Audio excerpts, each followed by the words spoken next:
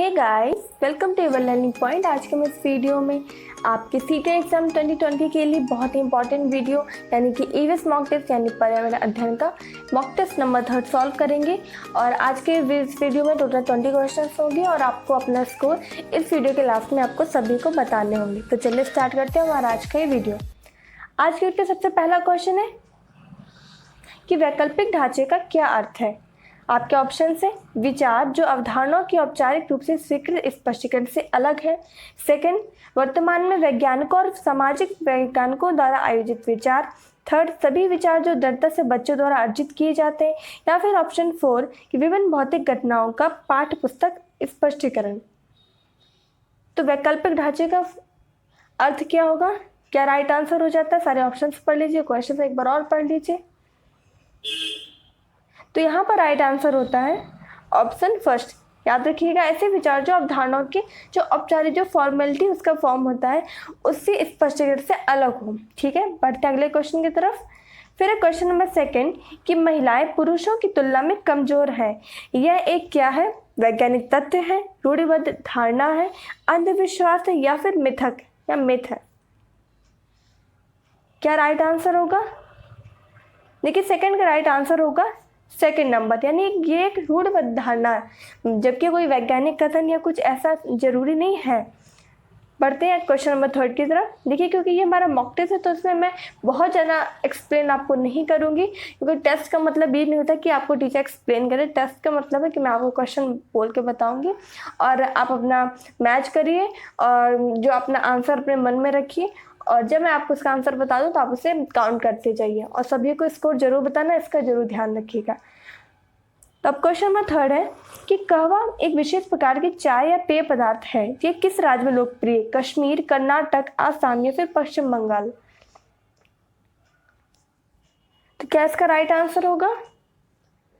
देखिए, जो कहवा यानी कॉफी जो है, देखिए बेसिकली कॉफ़ी तो होती बहुत ज़्यादा होती है। कहाँ पर? कर्नाटक में सबसे ज़्यादा कॉफ़ी होती है, लेकिन यहाँ पर जब कहवा नाम से जो प्रसिद्ध है वो है कश्मीर में। तो यहाँ जो इसका राइट आंसर होगा कश्मीर सही हो जाएगा। और अगर हम बात करें आसाम की, तो आसाम में चावल बहुत फेमस है, लेकिन सबसे ज़्यादा जो चावल होता है वो होता है पश्चिम बंगाल में। आसाम में भी कई प्रकार के चावल आपको देखने को मिलते हैं। और कर्नाटक जो रेशम के लिए भी बहुत फेमस, सबसे ज़्यादा रेशम का उत्पादन भी कर्नाटक में होता है। ठीक है, अब जितनी भी इन्फॉर्मेशन एक बार हम फिर से मैं इसको रिपीट कर दे रही हूँ, इसको आप नोट कर लीजिए। जो कर्नाटक है, कर्नाटक में सबसे ज़्यादा कॉफ़ी होती है। ठीक है, याद रखिएगा। और कर्नाटक में सबसे ज़्यादा क्या होती है, सबसे ज़्यादा रेशम भी होती है। हैंड राइटिंग को प्लीज़ इग्नोर कर लीजिएगा, बहुत ज़्यादा क्लीन नहीं लिख पा रही हूँ क्योंकि मुझे अभी स्क्रीन पर इससे लिखने की आदत नहीं है। माउस से लिखते नहीं, बट मुझे मोबाइल में स्क्रीन से लिखने में बहुत ज़्यादा आदत नहीं है। अब बढ़ते हैं, हम आसाम की बात कर रहे थे।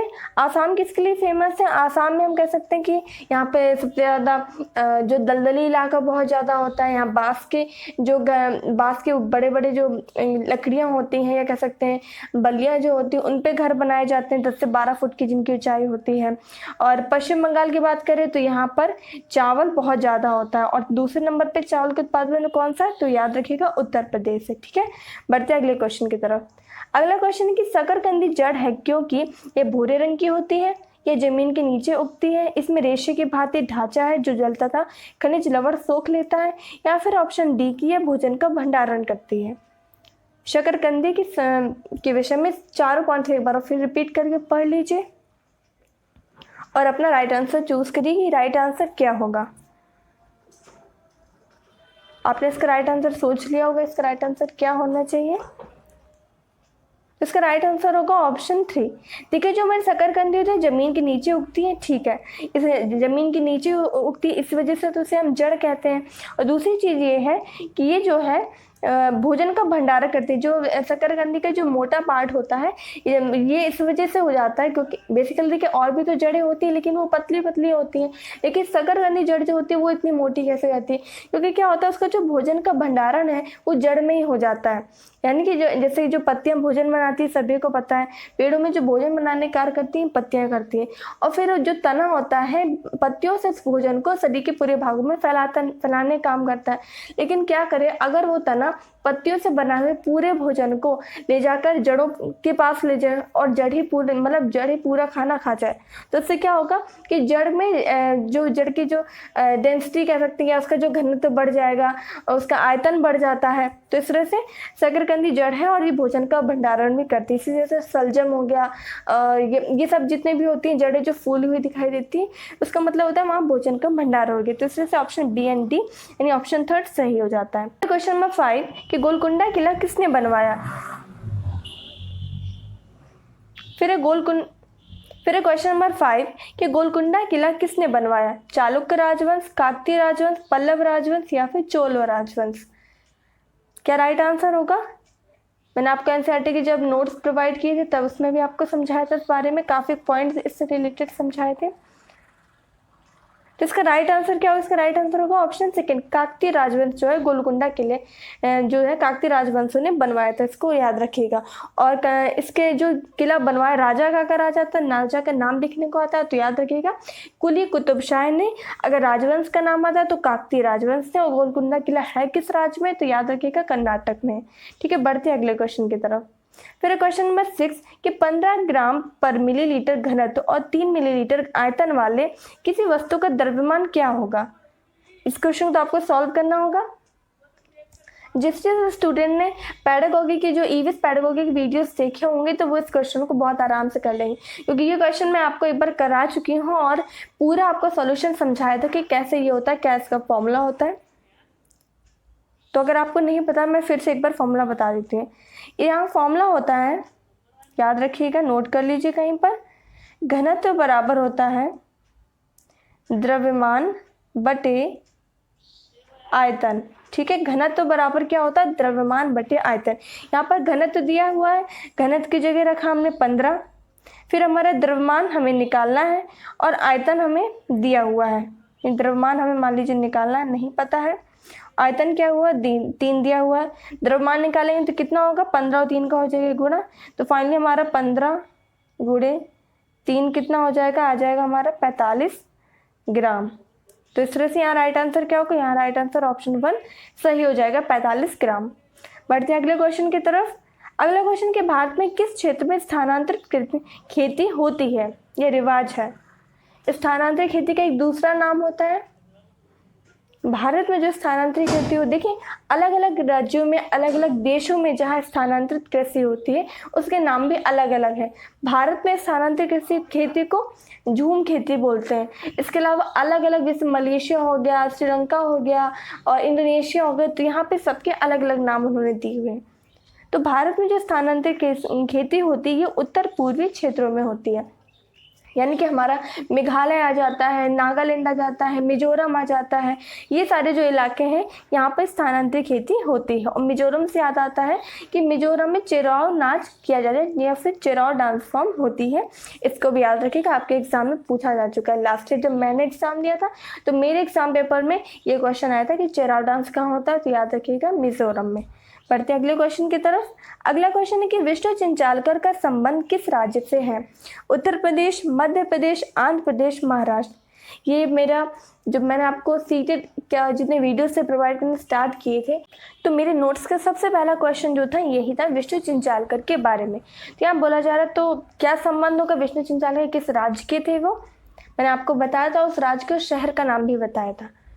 तो इसका राइट आंसर होगा ऑप्शन सेकंड, यानी विष्णु चिंचालकर जो थे इंदौर के मध्य प्रदेश, यानी मध्य प्रदेश के इंदौर शहर से संबंधित थे। क्या थे ये, विष्णु चिंचालकर एक चित्रकार थे। ठीक है, बढ़ते अगले क्वेश्चन की तरफ। तो अगला क्वेश्चन नंबर 9 कि निम्नलिखित में से कौन सी ग्रीन हाउस गैसें हैं। आपके ऑप्शन है कार्बन डाइऑक्साइड, मीथेन, जल वाष्प या फिर उपर्युक्त सभी। क्या राइट आंसर होगा। ग्रीन हाउस गैसेस के बारे में मैंने आपको एक ट्रिक भी दी थी, यानी मेरे पूरे चैनल का सबसे पहला जो वीडियो, जब मैंने कोई ऐसा इंटेंशन मेरा नहीं था कि मैं चैनल चलाऊंगी कभी, तो मैंने ऐसे ही डाल दिया था पढ़ते पढ़ते कि पढ़ रही थी तो मैंने वो वीडियो बना के डाला था। तो सबसे पहला वीडियो इसी बारे में, ग्रीन हाउस गैसेस की ट्रिक थी मीना का जलवा ओ करके। इसमें मैंने जो खास ग्रीन हाउस गैस के बारे में। तो इसका राइट आंसर होगा ऑप्शन 4, कार्बन डाइऑक्साइड, मीथेन, जलवा, ये सभी ग्रीन हाउस गैसेस होती हैं। तो अपने सारे वीडियोस जो उसके बारे में आपको बता रही हूँ तो उसको तुरंत जाके सर्च करिए, जरूर देख लीजिएगा। बढ़ते हैं अगले क्वेश्चन नंबर 10 की तरफ। फिर क्वेश्चन नंबर 10 कि बाला का पूरा रूप क्या है? अधिगम सहायक के रूप में ब्रेल, अधिगम सहायक के रूप में बिल्डिंग, ब्रेल सहायता प्राप्त अधिगम आकलन, या फिर मस्तिष्क सहायता प्राप्त अधिगम असाइनमेंट। क्या राइट आंसर होगा बाला का? बाला का जो फुल फॉर्म होता है इंग्लिश में, इसका फुल फॉर्म होता है बिल्डिंग एज लर्निंग एड, यानी बिल्डिंग जो है हमारे अधिगम सहायक के रूप में हो। तो यार राइट आंसर होगा ऑप्शन सेकंड। यानी हम क्या करते, जैसे कि मैं केवीएस में जब पढ़ाती हूँ तो उसमें क्या होता है, जो वहाँ की बिल्डिंग्स बनी हुई हैं तो उसमें क्या 1 2 3 के फॉर्म में कई सारे फिगर बने हुए हैं, या ABCD लिखी हुई है, या किसी में कोई चित्र ऐसा बना है जो बच्चों को सीखने में मदद करे। तो इस वजह से हमने क्या किया कि बिल्डिंग को ऐसे कुछ ऐसी चीज़ें बनाई जो एक्टिविटी से जोड़ के बच्चे सीख सके। तो बढ़ते अगले क्वेश्चन की तरफ। 11 देखिए, क्वेश्चन नंबर 11 ही रिपीट हो गया है। वैकल्पिक ढांचे का क्या अर्थ हो, यानी अब आपको 19 में स्कोर बताना होगा। Sorry for this mistake. तो इसका राइट आंसर क्या बताया था? वैकल्पिक ढांचे का क्या अर्थ होता है? इसका नंबर फर्स्ट सही था आंसर। विचार जो अवधारणाओं के औपचारिक रूप से स्वीकृत स्पष्टीकरण से अलग है। ठीक है, बढ़ते हैं अगले क्वेश्चन तरफ। अगला क्वेश्चन नंबर 12। आपका क्वेश्चन में ये बोला जा रहा है कि निम्नलिखित प्रश्न को ध्यान से पढ़िए। लोगों का मनोरंजन करने के लिए नाचने वाले बंदर स्वतंत्र बंदरों से किस प्रकार भिन्न है? इस प्रश्न के माध्यम से क्या आकलन किया जा रहा है? प्रयोगात्मकता का, सहयोग का, अवलोकन का, या फिर परिचर्चा का? देखिए, जब ये चीज़ हो रही है तो इसमें किस चीज़ का आकलन किया जा रहा है? जो शिक्षक है वो किस चीज़ का आकलन कर रहा है? कैसे बच्चे आपस में कुछ ऐसा काम कर रहे हैं जिसमें सहयोग हो रहा है, क्या कोई प्रयोग कर रहे हैं, या आप लोग क्या चीज़ों को देख रहे हैं, या फिर उस पर चर्चा बातचीत चल रही है? तो इसका राइट आंसर क्या होगा? ऑप्शन 4। यहाँ पर परिचर्चा चल रही है। यहाँ पर बच्चे अपने अपने सामने स्वतंत्र बंदर है या कोई खेल जो नचाने वाला बंदर होते हैं, तो क्या ऐसे बंदरों को अपने सामने से तो नहीं देख रहे, वो सिर्फ आपस में बातें कर रहे हैं, परिचर्चा कर रहे हैं। तो ऑप्शन 4 सही हो जाता है। फिर क्वेश्चन नंबर 13 कि एक शिक्षक प्रतिदिन बच्चे की सीखने की प्रगति का ब्यौरा रखता है और उसके जीवन में घटित महत्वपूर्ण घटनाओं का वर्णनात्मक अभिलेख भी प्रस्तुत करता है। तो उपर्युक्त विवरण का उपयोग होता है किसमें? क्रम निर्धारण मापने के लिए, जांच सूची के लिए, पोर्टफोलियो के लिए, या फिर उपखंडात्मक अभिलेख के लिए? क्या इसका राइट आंसर हो जाएगा? तो इसका राइट आंसर हो जाएगा ऑप्शन 4। याद रखिएगा, जो उपखंडात्मक अभिलेख होता है ये इसका प्रयोग जो होता है उसके बच्चे के जीवन के महत्वपूर्ण घटनाओं का वर्णन करने के लिए होता है। बाकी पोर्टफोलियो की अगर बात करें तो पोर्टफोलियो में पूरा ब्यौरा होता है, यानी अच्छी बुरी सारी चीज़ें होती हैं। अब बात करते हैं क्वेश्चन नंबर 14 के बारे में। क्वेश्चन नंबर 14 है कि आसाम में चावल से बनाई जा सकने वाली डिश क्या है? भात, हांडवो, पीठा, या फिर चकहाव? क्या डिश बनाई जाती है आसाम में? आसाम में बोरा और चेवा टाइप के चावल पाए जाते हैं। मैं लिख देती हूँ। एक चावल की जो हमारी वहाँ पे जो एक स्पेशीज पाई जाती है जिसे बोरा बोलते हैं, और एक हमारी किस्म होती है जिसे बोलते हैं चेवा। आपको मैंने नोट्स प्रोवाइड किए थे ना NCERT के, उसमें आपको समझाया था इस बारे में। तो आसाम में क्या डिश बनाई जाती है? देखिए, भात तो नॉर्मली उसके चावल के विशेष प्रकार से पकाया जाता है तो भात बन जाता है, ये नहीं होगा यहाँ पर। हांडवो जो एक गुजराती डिश है ये भी नहीं होगा। चकहाव जो है ये मणिपुर के काले चावलों को बोला जाता है। राइट आंसर हो जाता है पीठा। पीठा जो है आसाम में चावल से बनाई जाने वाली विशेष डिश है। इसे बनाते कब है? इसे जब आसाम में बिहू डांस होता है, बिहू त्यौहार मनाया जाता है, उस समय पर मनाया जाता है। ठीक है, बनाया जाता है ये सारी चीज़ें। अब बढ़ते हैं क्वेश्चन नंबर 15 तरफ। अगला क्वेश्चन के निम्नलिखित में से कौन सी अदिश राशि है? सदिश अदिश राशि के बारे में आपने पढ़ा होगा, इसकी मैंने ट्रिक भी आपको बताई थी, चैनल पर ट्रिक पड़ी हुई है। अदिश राशियों की एक ट्रिक अलग है और सदस्य राशियों की एक ट्रिक का अलग वीडियो, सिर्फ 1.5 या 2 मिनट के वीडियो होंगे, 2-2 मिनट के वीडियो हैं करीब। तो आप इसको देख लीजिएगा, बहुत आसानी से आपको कभी एग्जाम में आएगा, आप आसानी से टिक कर लेंगे। ठीक है, अभी तो फिलहाल 4 दिन है, क्या हो सकता है आपके एग्जाम में कोई दूसरे ऑप्शन हो। तो राइट आंसर क्या होगा? अदिश राशि कौन सी होगी? यहाँ पे अदिश राशि होगी द्रव्यमान, जबकि भार, संवेग, गुरुत्वाकर्षण ये हमारी होगी सदिश राशि। फिर अब बढ़ते अगले क्वेश्चन तरफ। अगला क्वेश्चन है क्वेश्चन नंबर 16 कि पर्यावरण अध्ययन के पाठ्य पुस्तकों में किससे कहानियाँ एक साधन के रूप में उपयोग किया जाता है? क्योंकि यह बच्चों को संवेदनशील बनाता है। इनके द्वारा बच्चे पात्रों के साथ अपने आप को जोड़ सकते हैं। पर्यावरण अध्ययन सीखने में किसी अन्य तरीके की अपेक्षा यह सबसे आसान तरीका है। या फिर ऑप्शन डी, यह लिंग और संस्कृति के पूर्वाग्रहों से मुक्त होते हैं। तो क्या राइट आंसर होगा? यहाँ आपके ऑप्शंस दिए हुए हैं, ऑप्शन 1, 2, 3 और 4। कौन से ऑप्शन आपका सही होगा। चारों इस पॉइंट्स जो है पढ़ लीजिए फिर से एक बार। किससे कहानी हम क्यों पढ़ाते हैं बच्चों को, पाठ्यपुस्तक में किससे कहानी क्यों दी रहती है प्राथमिक स्तर पर। तो राइट आंसर क्या होगा। तो हाँ, यहाँ आपका राइट आंसर हो जाता है। देखिए पहला तो ये होगा कि ये बच्चों को संवेदनशील बनाता है, ये सही है। दूसरा है कि ये इनके द्वारा बच्चों के साथ, बच्चे जो है पात्रों के साथ अपने आप को जोड़ सकते। जैसे कि उस कहानी में कोई लड़का था, कोई लड़की थी, और कोई लड़का कुछ करता, उसके दादाजी से पूछता, मतलब आप मान लीजिए एज्यूम कर लीजिए कोई कहानी थी, तो बच्चे अपने आप को सोचने लगते कि हाँ, मतलब उस लड़के से अपने आप को जोड़ना शुरू कर देते हैं। तो ये चीज़ होती है। लेकिन अगर बोला जाए कि मैं परिवर्तन के सीखने के लिए किसी अन्य तरीके सबसे बेस्ट, हम ऐसा नहीं कहते कि सबसे आसान यही है और लिंग और संस्कृति पूर्वक से मुक्त होता है, ऐसा नहीं। क्योंकि इसमें ऐसा तो है नहीं कि सिर्फ पुरुष के बारे में इसमें समझाया जाता है, कहानी में केवल पुरुष होते हैं, केवल स्त्री होते हैं, सभी लिंग के होते हैं। तो यहाँ पर ऑप्शन ए और बी दोनों सही हो जाता है, नहीं ऑप्शन थर्ड यहाँ सही हो जाता है। फिर क्वेश्चन नंबर 17 कि रीना दिल्ली में रहती है, वह ग्वालियर में अपनी मामी के पास घूमने जाना चाहती है, तो उसे किस दिशा में यात्रा करनी चाहिए, पूर्व, पश्चिम, दक्षिण या फिर उत्तर। क्या राइट आंसर होगा।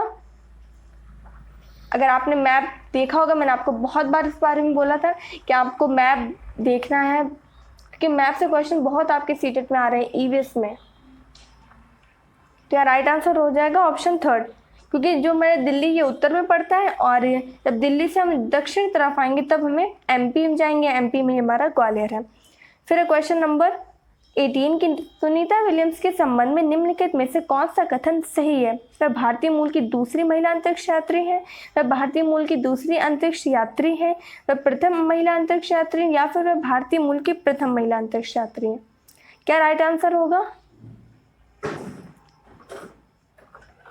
फिर से एक बार सारे ऑप्शन पढ़ लीजिए, कंफ्यूज मत होइएगा, क्योंकि बहुत ही छोटे छोटे डिफरेंस दिए हुए जा रहे हैं ऑप्शन में। तो राइट आंसर क्या होगा।